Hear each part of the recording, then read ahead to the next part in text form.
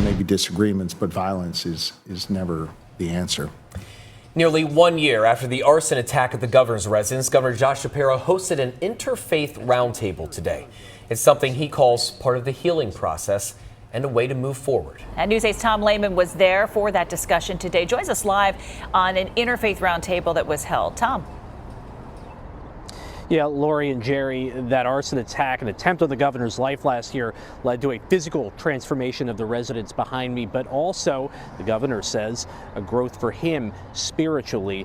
He and religious leaders reflected on how society can better embrace what unifies us.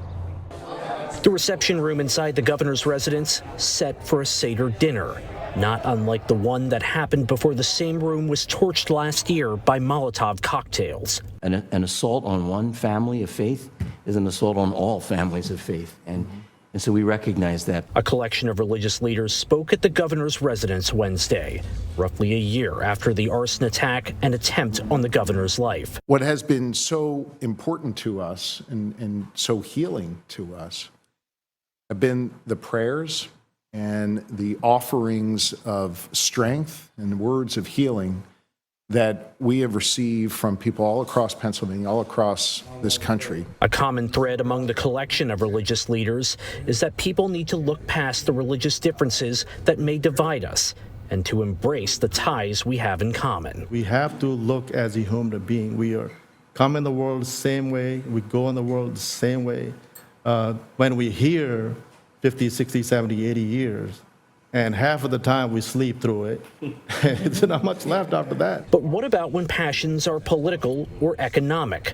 The governor said many perspectives makes a better product, but there's a clear line where things become unacceptable. That is a good thing, and that is a healthy part of our process. What is not healthy is when people inject vitriol and division and hate into that conversation.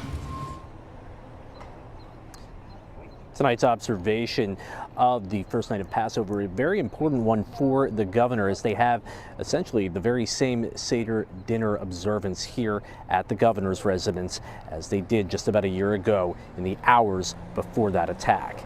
Here in Harrisburg, Tom Lehman, News 8.